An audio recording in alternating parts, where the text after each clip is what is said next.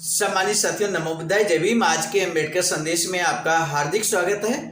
आज के अम्बेडकर संदेश में 23 अक्टूबर 1928 का ऐतिहासिक घटनाक्रम लेकर हम उपस्थित हो चुके हैं। आखिर 23 अक्टूबर 1928 को क्या ऐतिहासिक घटनाक्रम होता है, हम आपको बता दें। 1928 की हम बात कर रहे हैं। इस समय साइमन कमीशन भारत में था। मेरे साथियों, साइमन कमीशन ने तय किया कि दलितों की स्थिति जानने के लिए क्यों ना बाबा साहब से बात की जाए या दलित वर्ग का प्रतिनिधित्व करने वाले लोगों से बात की जाए। इसी क्रम में हम आपको बता दें, दलित वर्ग की तरफ से डॉक्टर पीजी सोलंकी को साइमन कमीशन के द्वारा आमंत्रित किया जाता है और साथ ही साथ बम्बई प्रेसिडेंसी के सदस्य के तौर पर बाबा साहब को भी यहाँ पर आमंत्रित किया जाता है। और बाबा साहब से कुल 295 प्रश्न साइमन कमीशन के चेयरमैन और उनके सदस्यगण लगातार पूछते हैं। हर प्रश्न का बाबा साहब बहुत ही सारगर्भित और सटीक जवाब देते हैं।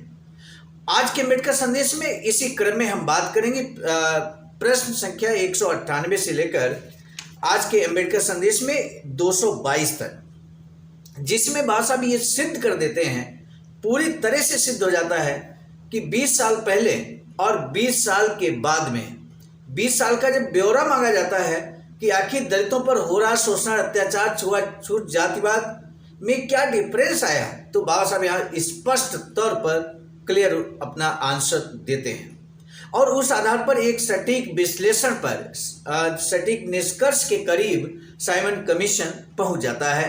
मेरे साथ एक कहानी से जिक्र करते हैं। कहानी ये है कि एक दलित अभियुक्त होता है जो यहाँ पर कोर्ट में जाता तो है, लेकिन कोर्ट के बाहर खिड़की के पास खड़ा होकर अपनी बात को कहता है। आखिर क्यों ऐसा होता है? और इस प्रश्न को जब बाबा साहब से पूछा गया कि वो किस जिले की घटना है, तो बाबा साहब क्या जवाब देते हैं? उस जिले में आखिर वो दलित अभियुक्त कोर्ट के अंदर क्यों नहीं जाता था, क्यों डरता था अंदर जाने से? आज के अम्बेडकर संदेश में बाबा साहब का जवाब जानेंगे तो अपने इतिहास को याद करेंगे। मेरे साथियों, आज का अम्बेडकर संदेश बेहद महत्वपूर्ण है, खास है, इसलिए अंत तक वॉच कीजिए। ये हमारा विशेष निवेदन आपसे है।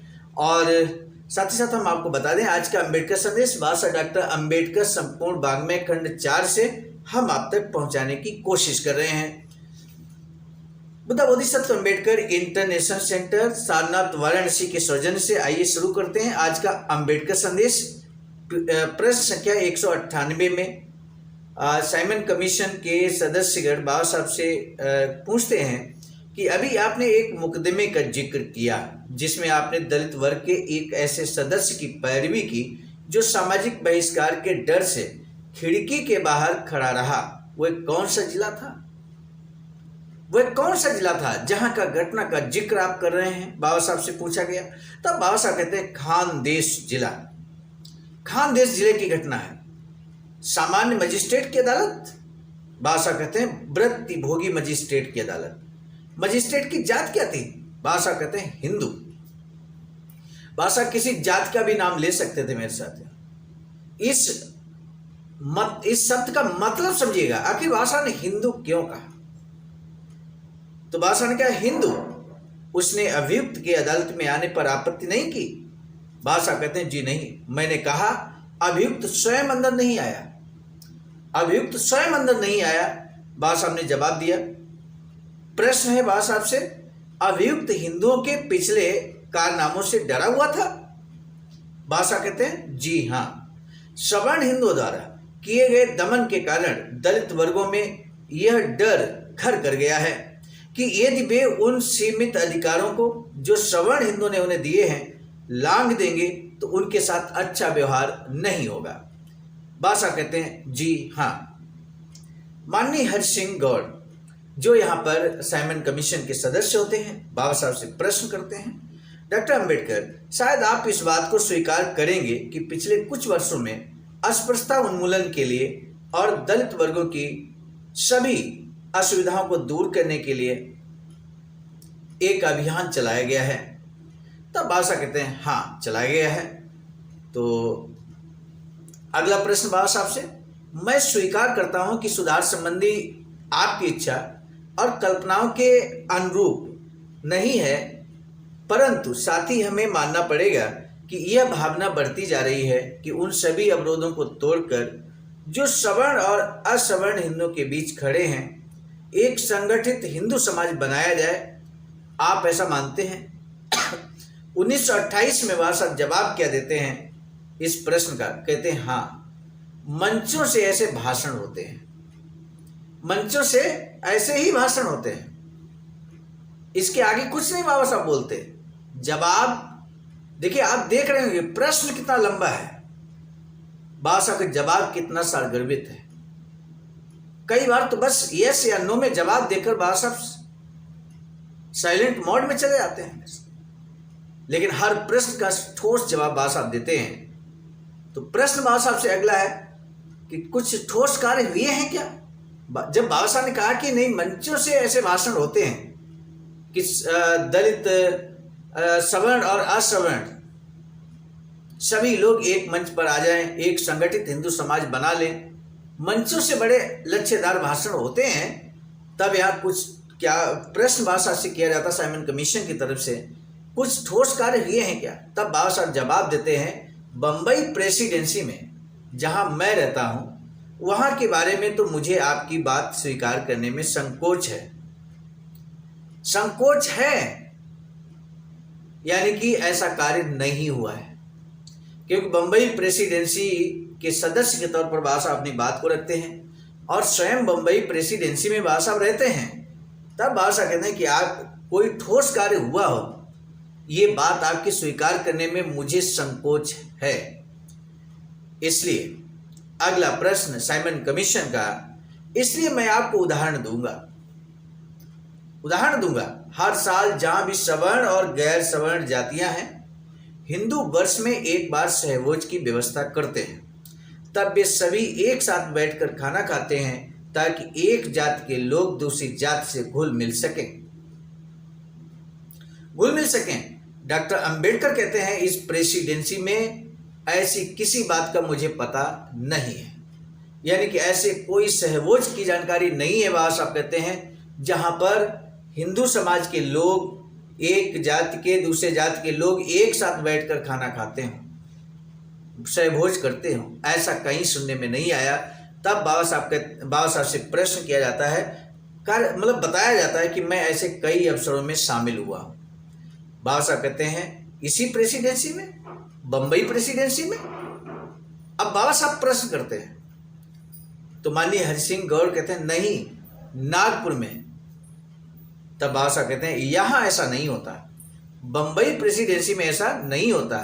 तब बाबा साहब कहते हैं जी नहीं, परंतु आप मानते हैं कि ये बात मानी जाने लगी है कि दमन और अस्पृश्यता समाप्त होने चाहिए, और इस संबंध में किए गए प्रत्येक प्रयास पर सवर्ण हिंदू और विशेष रूप से सुधारक वर्ग सहानुभूतिपूर्वक विचार करता है।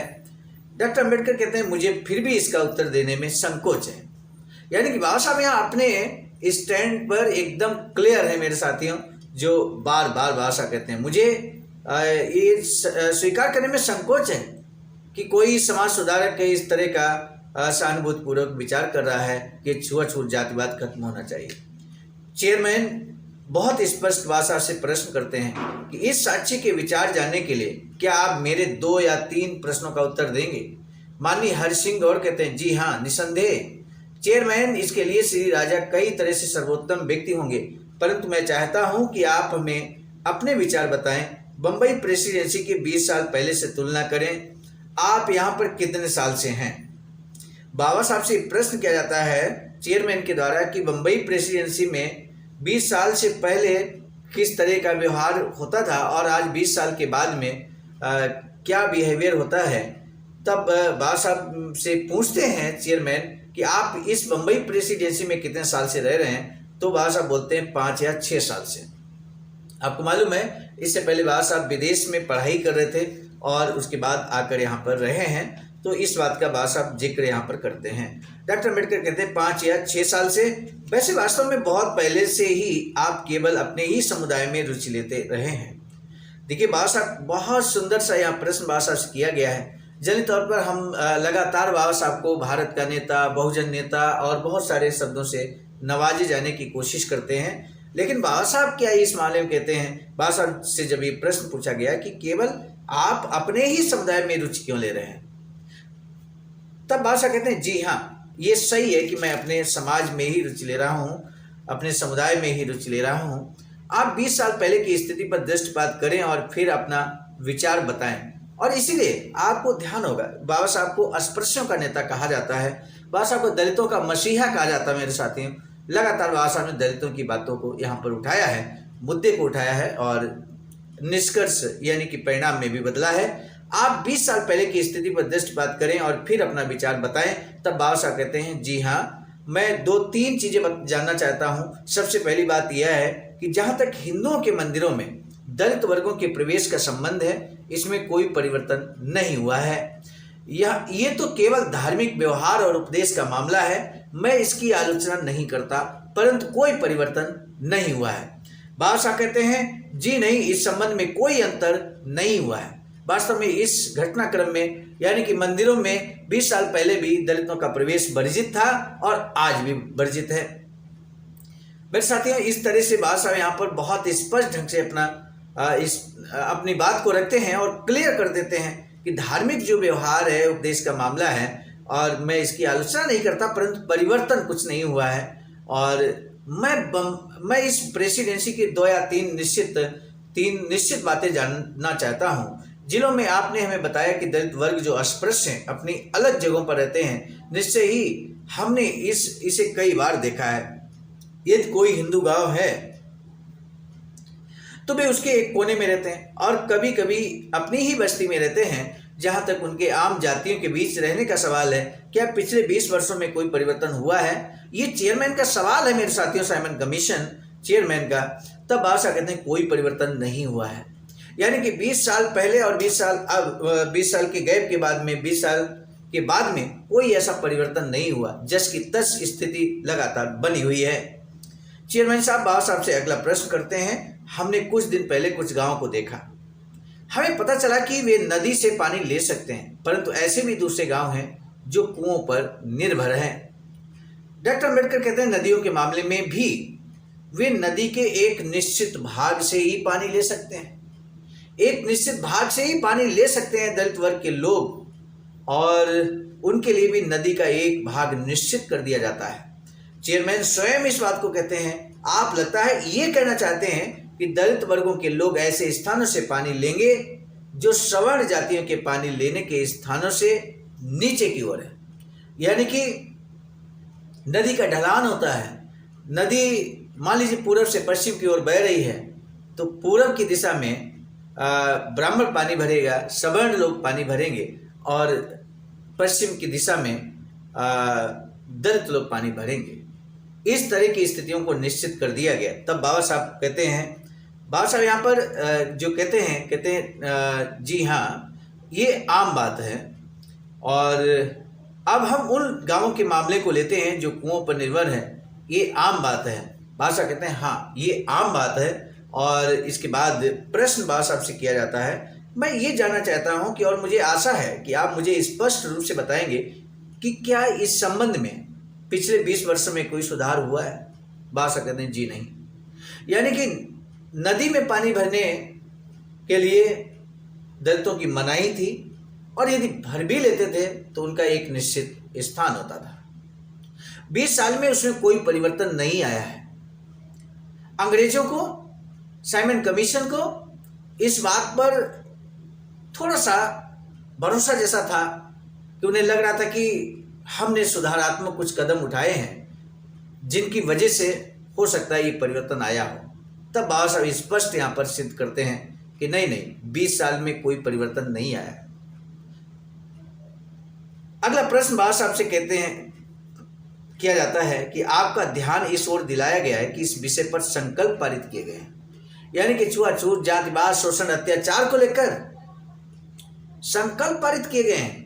तब बाबा साहब कहते हैं हाँ, केवल संकल्प, इतना ही बोलते हैं बाबा साहब। अगला प्रश्न बताया गया है कि किसी समय अस्पृश्यता इतनी बढ़ गई थी कि उनके छूने से तो क्या कभी कभी उनकी छाया पड़ने से भी सवर्ण हिंदू अपवित्र हो जाते थे। बाबा साहब कहते हैं जी हाँ, क्या इस संबंध में कोई सुधार हुआ है? तब बाबा साहब कहते हैं इस संबंध में कुछ सुधार हुआ है। मेरे साथियों, आप उन स्थितियों को जानने का प्रयास कर रहे हैं।